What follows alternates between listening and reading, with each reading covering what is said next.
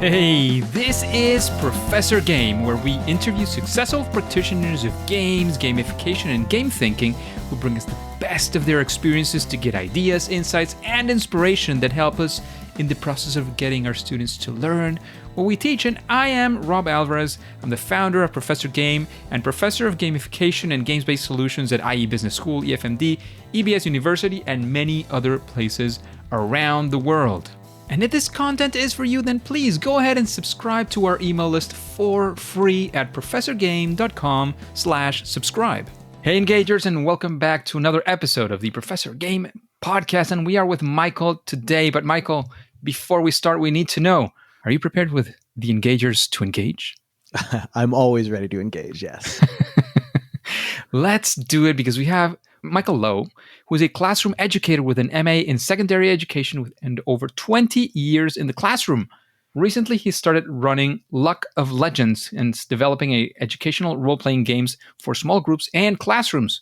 As a co-creator and storyteller at storiesrpg.com, he publishes play-at-home games for families in the classrooms like Starsworn, Luna Uni, and Giga City Guardians.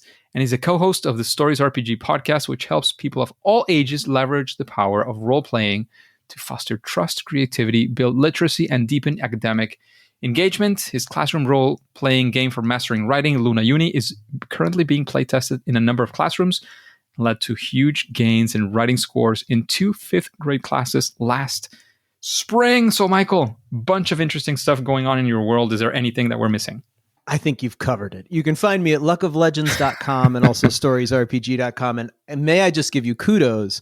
You correctly said Luna Uni, which many folks, if they're especially outside of the EU, will say Luna Uni. And I'm like, it's not sea urchin. It's a university. So yes, that was perfect. Yeah, I assumed it had something to do with university. So that's why I went for that. No, it's the Universe's Center for Radical Learning. It's one of my favorite sci-fi settings for storytelling. It's great. Amazing. So, Michael, what do you do in a day today? We want to, be on your shoes for a bit, essentially. Well, I teach. So most days of the week, I have a 2-hour story class. And in those classes, we spend the first hour reading kids' stories out loud and celebrating. I teach online, so this is something I do in my home. And then the second hour, they get to take on the role of their characters and adventure through the game. And all of this is in a Google Slides document where they build this world. So over time, every one of these classes ends up with novellas of hundreds and hundreds of pages. And the kids get really invested in both writing their own stories, but also reading and collaborating with each other in building the world. And then the rest of the day, it's recording the Stories RPG podcast, it's been an absolute blast. I have the fortune to work with one of the biggest podcasters. In fact, the biggest pod. Yeah. The largest and longest running story pod for kids, Stories podcast, is Dan Hines, and that's my collaborator on Stories RPG. So he and I work together to record that. And then for the rest of the day, it's design and writing. I spend a lot of time working on creating both games and curriculum and thinking a lot about how folks play and how folks learn, but also how to explain something that's very intuitive, which is story gaming. If you don't realize this, everybody starts doing this when they're like 5. Somewhere along the line, culture, society, someone beats it out of us that we are able to tell stories. And we forget how powerful and transformative storytelling is. And so in my game design, my goal is always to help folks re-engage with that ability and leverage it to learn. Amazing. Amazing. Thank you very much for that. Very interesting stuff. I know we'll be getting into good stuff now. But before we get into the positive side of things, which there are a lot of good things we could say, how about we go for a fail or a first attempt on learning when creating one of these games, one of these story games, when immersing yourself into this world, whenever it was, we want to be there with you. We want to feel your pain. And of course, we want to take away some of the lessons and maybe even see how you got out of it. Gosh. See, I read that question and I think it's interesting because I think it goes to how we think about failure. We imagine failures in the same way we imagine wins, as these sort of monolithic things, right? That happen and they're very memorable because that was the time you failed. And my real answer is, are you kidding me? All the time, every day. I mean, constantly. That's the only way to learn anything, right? And yet the way we've set up the framework for teaching and learning for most of our students and even for ourselves. This is very hard because it's one of those biases that's really built in at a very instinctive, intuitive level, is this concept that there's, great wins and great failures. And in fact, failing constantly and being comfortable with wiggling around in all the weirdness and understanding what you're doing wrong as part of learning, it's such an important daily practice. I suppose if you want me to talk about Absolutely. design or education, yeah, sorry, because when you ask me that, I sort of, boy, I don't know, like 1 million a day. Would you like me to But design? it is important. Fail? Like, the thing is, when people hear the bios of our amazing guests, I'm sure, and I've heard this before, like, oh, but you have these people who just, they have it figured out now. Oh, wow. Who am I to blah, blah, blah. It's like, no. Mm-hmm. This is a normal, like, first it's to, as you were saying, to normalize failure and to realize how we can actually take stuff from what we typically understand as failure. And the other thing is, of course, to, again, sort of humanize our amazing guests who are doing such great work that sometimes it's like, oh, how do I get there? So that's basically what we want. And again, even if we already know and in our heads we understand that failure is part of the whole process, sometimes, it's still going to feel, it's still Stories can feel matter. painful. Stories matter. Okay, so I'll offer you 2 stories. Do you want to hear a story about how I unlearned how to teach writing, or a story about how I unlearned how to tell stories with games? Stories with games sounds a bit more appealing at this point. Oh, okay. They're both fun. I'm sure. No, yeah, no, I don't know. It's been exciting for me learning these things. So storytelling games, role-playing games in particular, have been kind of this weird niche thing that only people who were in the know do.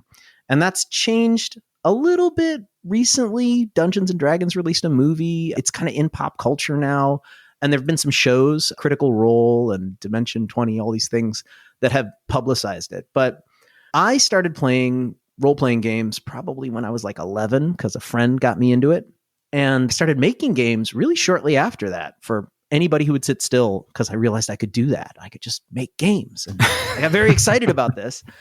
And I stopped playing role-playing games with people who understood role-playing games when I was in my 20s, because the culture of people who I was around at the time, it was a very exclusionary and kind of unpleasant culture. These were not people who were playing to have fun. They were playing to win and compete. And there was a lot there were a lot of emotions in there that I didn't like. So I went back to the drawing board and I said, how do I get all my friends who don't role play to play these games? And over the next, I guess it was 15 years, I started building a card game. And the first iteration was entirely, about moving little characters and fighting and whatnot. And then the second iteration was about storytelling tropes. And the third iteration put in some character mats and a plot map so that you could have places to put these tropes. And the final iteration... But wait a minute. So you're telling me that you had to do it 3 times? No. What does that mean? About 6 times. This is the crazy part. Ready? Here's the scale of the fail. Oh, I like that. Yeah. Here's the scale of the fail. Ready? The original version of this game was probably 200 cards. The biggest it got at one point was over 600.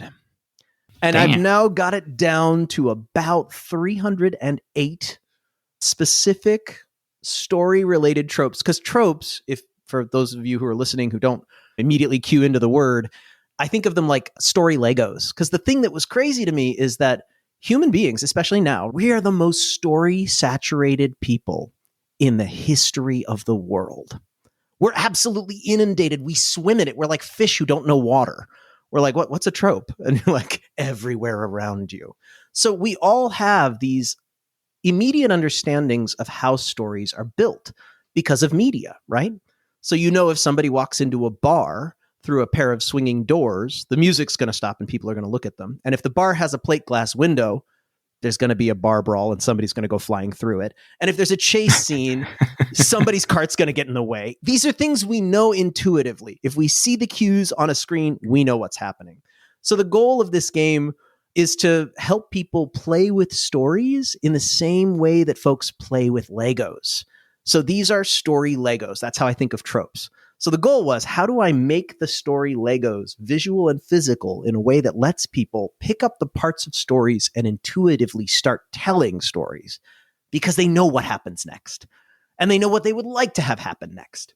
And that eventually led to a current game that's in development. It's called Troped, and you can find it at tropedgame.com. That's TROPEDGAME.com. And but that game, oh my Lord, there was a time when I stopped working on it entirely because I was convinced there was no way I was ever going to be able to print it. It was too many cards. It was too much shipping. There was no way to get it into anyone's hands. And I was miserable about this because I'd finally gotten to this point where anyone I played this game with, they were like, oh my gosh, this is amazing.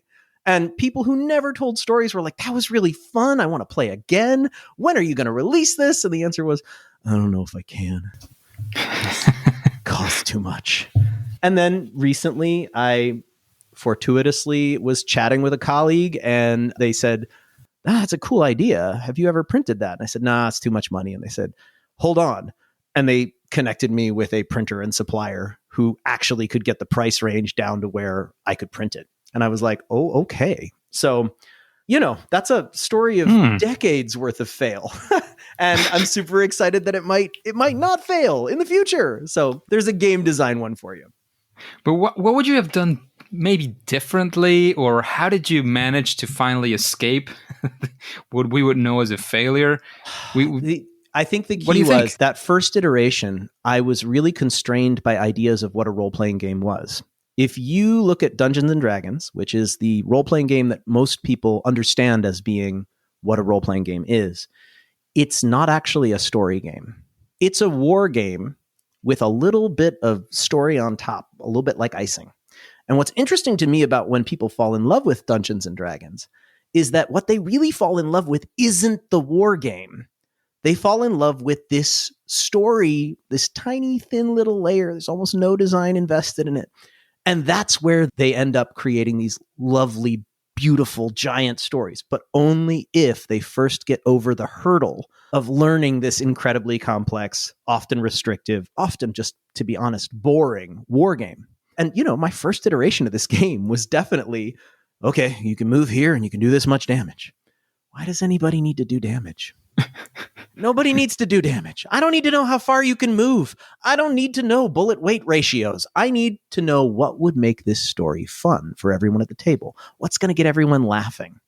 What's going to get everyone invested in a dramatic moment? What's going to make people create those dramatic moments and then feel proud of that shared experience? Because that's the moment at the table that makes people fall deeply in love with role-playing games as a way to spend time with their friends and as also a way to become creators. And that's what ultimately led me to being able to use that same approach with students and has gotten them writing novels worth of prose for fun. Not for grades, but just because they love it and they're sharing in that delight of creating together. So yeah, I was very misdirected by my own understanding of what the hobby was. I started out and I was like, well, what you do is you fight. No.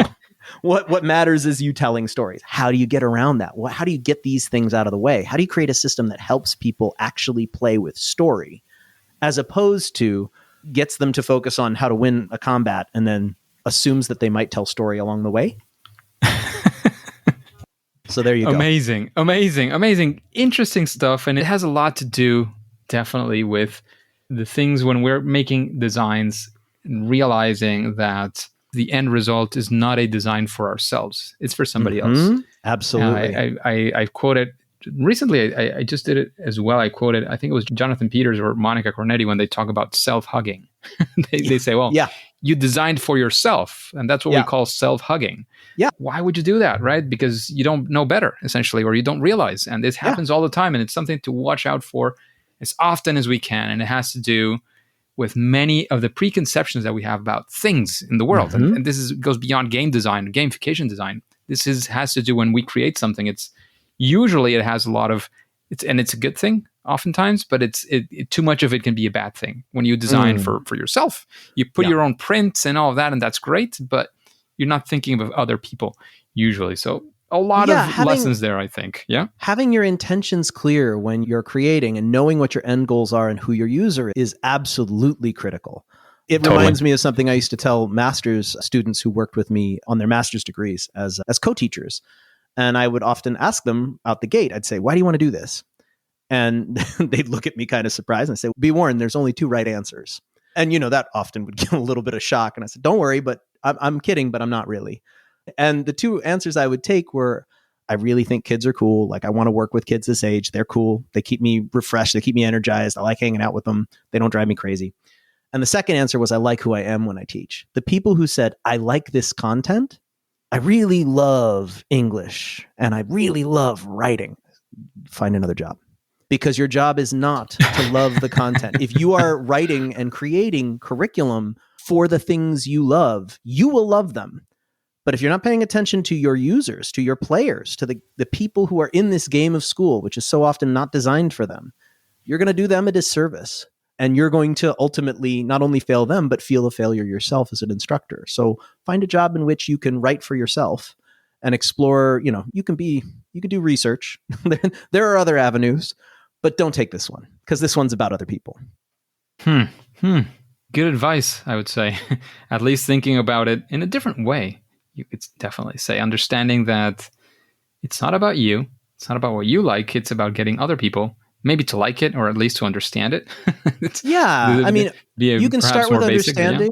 Yeah. If they aren't having fun with it, I don't know. I always laugh about the word gamification when it's applied to school, because I think it's a little silly.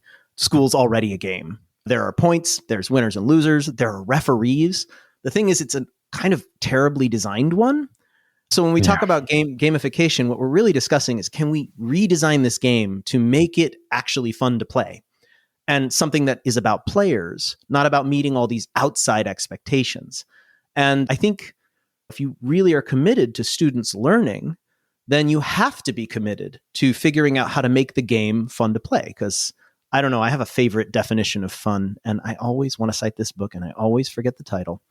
It's a recent release. It's about fun, and the current definition that the author arrives at is playful, connected flow, which I love, because a flow state for any educator, that's the ultimate.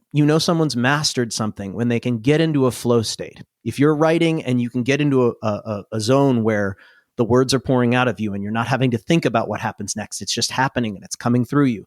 That's how you've gotten to a point where you've mastered the skill. Absolutely. So, Michael, with all that experience that you've had, we've seen how you went from point A to point B, or went through many others. About to say the whole alphabet. I don't even know. I think I'm into the Greek letters now. Yeah. Absolutely. So with all that experience you've had with that project, and I know several others as well, is there a process? Like, you're facing an issue that you want to help solve for yourself or somebody else. How do you approach it? What goes on in your mind? What's the process? What are the steps? Whatever you want to name it. Sure. This is interesting. I think I don't necessarily have steps in a process so much as I have principles that I try to keep constantly applied to the way I think about problem solving. And these change all the time because I'm always learning. But one of the first, so I'll give you an example. Starsworn is a play-at-home coloring book, read aloud role-playing game that had podcast episodes that go alongside. And the problem I was trying to solve there was the question, okay, how do you get families who have little kids who would love to tell stories, and parents who want their kids to learn to read and write and possibly practice them maybe? How do you get them playing story games, role-playing games, which can help them do both of those things without having all this coaching and with somebody bringing them to the table? And how do you make the game easy and accessible and very simple to approach? The first question I always ask is, which of the types of fun am I targeting? So if you're not familiar with this, if your audience isn't the engagers, if they're not familiar with this, there was a really short game design paper, and there are these 8 types of fun it identified, and I actually think there's probably a bunch more. But it's a very useful framework for any designer because it allows you to separate. Fun is this kind of vague, useless word, right? What does fun mean? It's like saying, what is love? Well, it's a lot of different things. So fun can come in a lot of different packages. There's fellowship, that feeling of connecting with other people. There's expression, you being able to express who you are.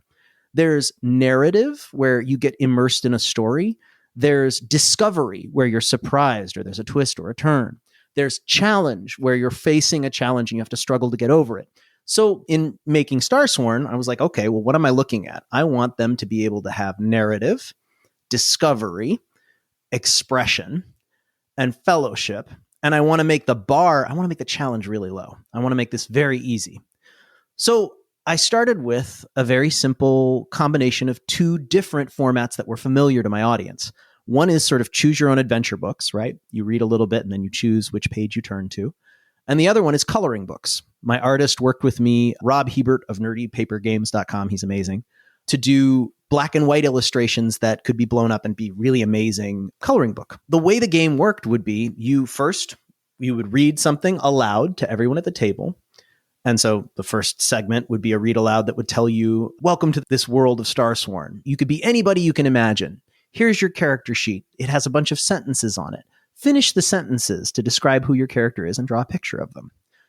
Now, later on, those same sentences end up becoming a part of the game. You can leverage those to get dice to overcome challenges. But at this point, it's just a chance to explain who your character is and imagine this fantasy character, something that's very easy and accessible for kids, and will save parents a couple of minutes and get them to do some writing. As the game progresses, this gets more and more involved, where the kids are writing stories about different places that they'd like to visit, other characters that they're going to meet, stories about, as part of the game, that the stars fall from the heavens at one point. And as the stars fall, they choose different people to mark. And once you carry a Starsworn mark, you get special powers. And so one piece is the kids get to write the myth of who their star sign was before they went up into the stars. This is very Greek mythology sort of style stuff, and why they went up into the stars and what power they get if they have this Starsworn ability. And of course, because it leads to their characters having a power, the kids are super into it. But each page, the goal was always those styles of fun, right? And that's the thing, is if you keep those design principles in mind, how does this piece on this page, this paragraph, this layout, how does it either help people access these types of fun or generate it? If you can't answer that question with a here's how it works, then it needs to be changed. And so that process was definitely, and then, the podcast to go along with, that was yet another way to create another open avenue to help kids and families engage. Okay, you've never heard anybody do a storytelling game. How does that work? Well, this game plays alongside, and there's a bunch of characters who are on a parallel mission. They're on a parallel adventure, and they occasionally interact. They interact with the players at home. So there are moments in the book where they see the characters from the show, and there are moments in the show where the people on the show address the people at home. And those connection points are yet another way to deepen that and create another sort of innovative and interesting road for folks to become immersed in the world of the game and turn writing into play, which is obviously what it is and what it should be. Wow, plenty of stuff, lots of insights in there. I think there's plenty of things that the engagers can definitely grasp or even grab for themselves to be able to use in their practice. So thank you very much for that, Michael. My pleasure. Very, very interesting. So in all these processes, all these ideas with your experience, is there something that you would say, well, this is a best practice, or something that you would say, well, do this or think about this in a certain way, and you would say, well, the project is at least going to be a little bit better than it was if you didn't do it? I really think I'm going to come back to fun.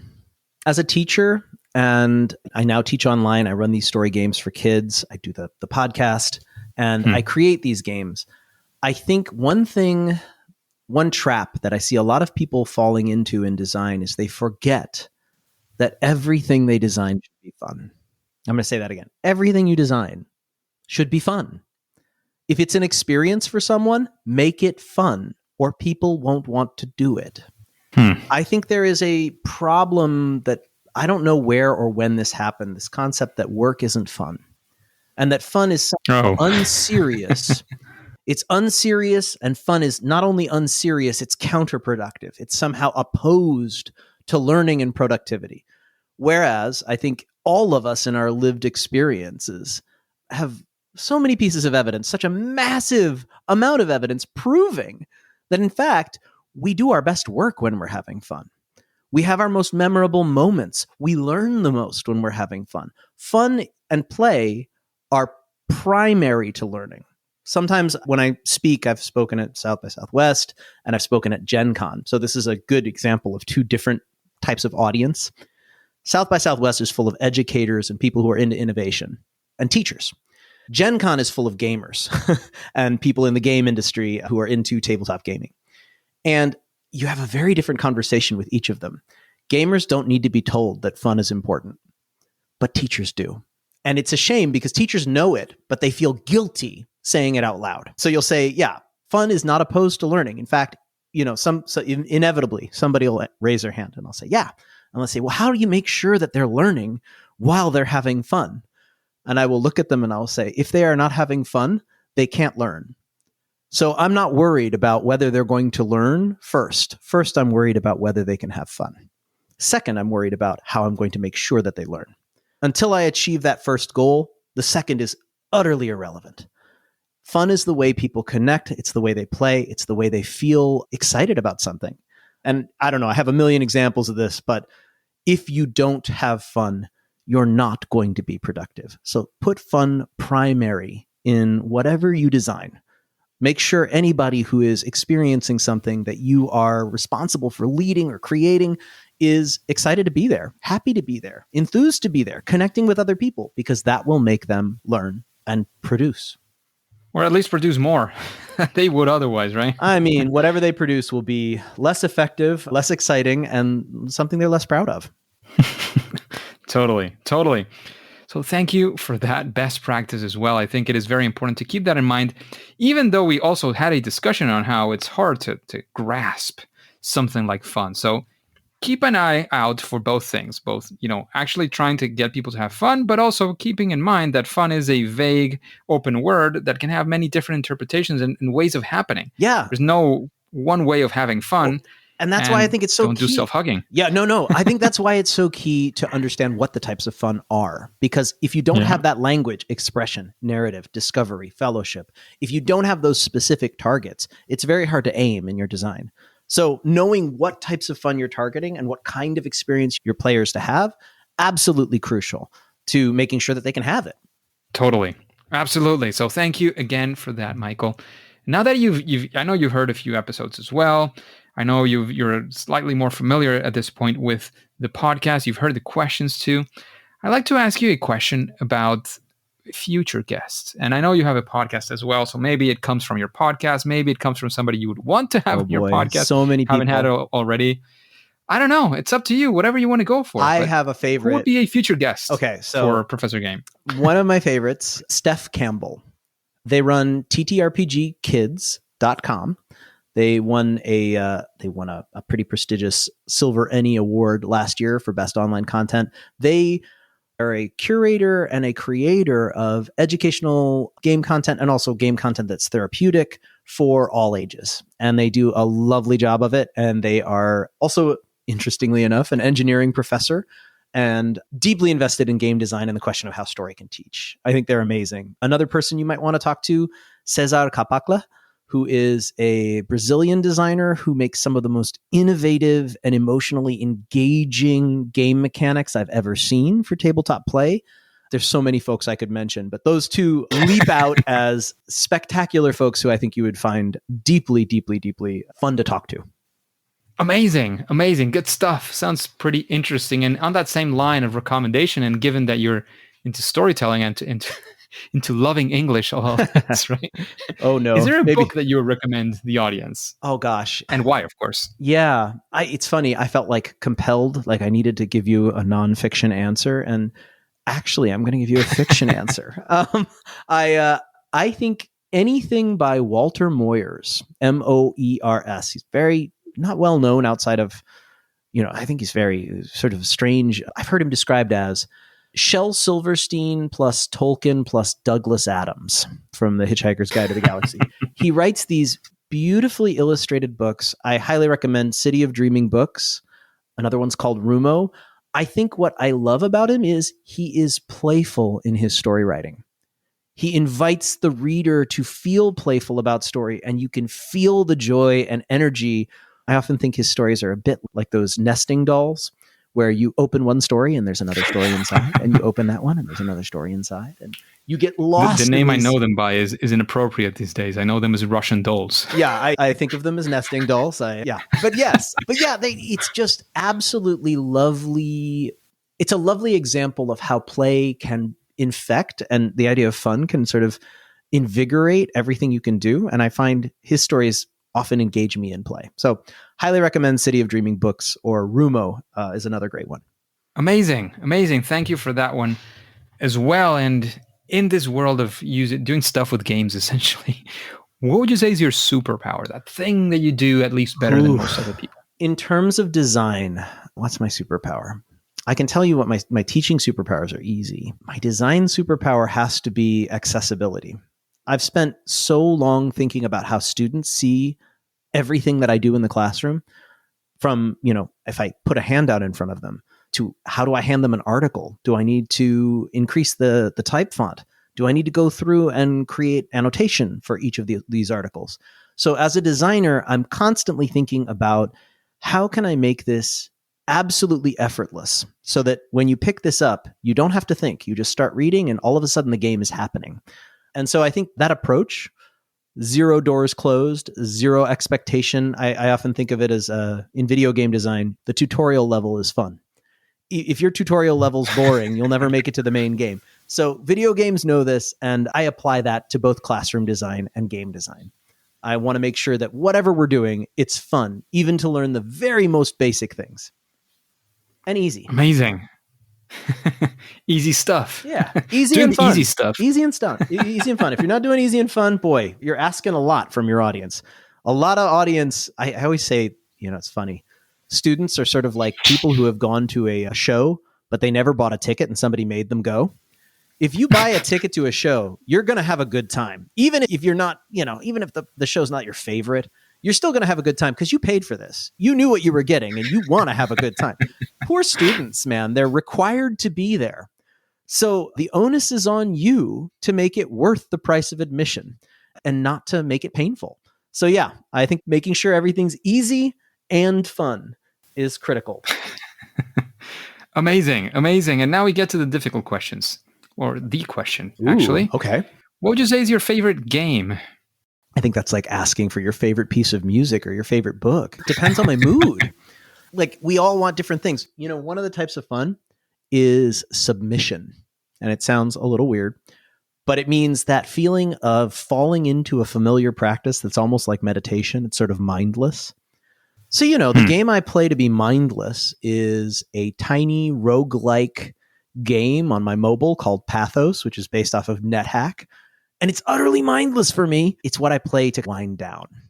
As opposed to, I have to be honest, I play my own game with kids every day. And Luna Uni, which is based on the Stories RPG engine, I love it. It's my own world, and it's a world that the kids get to recreate every time from some very basic world seeds. They get to build worlds around it. And I love that one for telling stories and creating an immersive second reality and encouraging writing. Boy, there's a whole bunch more. Like I could keep going. I have so many games I love. I'm going to account for Luna Uni, of course, as one of your favorite games because it's yours. But then you already mentioned Pathos, so that's going to be your favorite game, aside, of course, from your own. Oh so no, that's can't now say favorite. This is evergreen. Evergreen's going to be here forever, man. Oh no, that's unfair to all the other games I love. But yes, there's so many that I love, and I do feel lucky that you can, that we have that diversity of games where you can play different games for different purposes. If I want to hang out with my family, Here to Slay, which is an amazing card game, very quick play and very ridiculous, super fun. There's just so many different, I'm not going to listen to speed metal all the time. Sometimes I want, ambient jazz, and to compare those two things is not even apples to oranges, right? It's just different beasts. Yeah, totally. All right, so we're actually running out of time and almost the end of the interview at this point. But of course, before we let you go, we know you're working on many exciting things. So let us know where we can find out more about you, the stuff you're working on, wherever you want to guide us to. If you have any final piece of advice, this is the time. And then we'll say it's game over. Okay. Well, you can find my classes for kids and also my curriculum for teachers. You can find that at luckoflegends.com. You can find out more about all of my games there. Storiesrpg.com. That's where to look for the podcast. You can find that podcast anywhere. Stories RPG, anywhere you get your podcast, you can find me there. I'm on all sorts of social media, so you can find me out there in the wild world. You can check out tropedgame.com if you'd like to find out more about some of my more for grown-ups designs. And yeah, my piece of advice, don't forget to have fun and everybody's creative. Don't forget those two things. I feel like so many of us are trained to forget them, and that's a shame. So don't. Go have fun. Absolutely. Let's do this. Let's have fun. So thanks again, Michael, for all your experience, all of the stories you've given us today, all the advice that you've given, all the stuff that we've been discussing today. However, Michael, engagers, as you know, at least for now and for today, it is time to say that it's game over. Engagers, it's fantastic to have you around. You know, this podcast definitely makes sense is because of you. So why don't we connect on LinkedIn? That way you can let me know about things like future guests, questions that you have, anything you might need help with. I don't know, whatever you want. You can find us as Professor Game on LinkedIn. You just type that in the search bar and you'll definitely find us there. We're always sharing content on gamification and, as you know, especially around education and learning. And hey, don't click continue yet. Remember to subscribe using your favorite podcast app and listen to the next episode of Professor Game. See you there.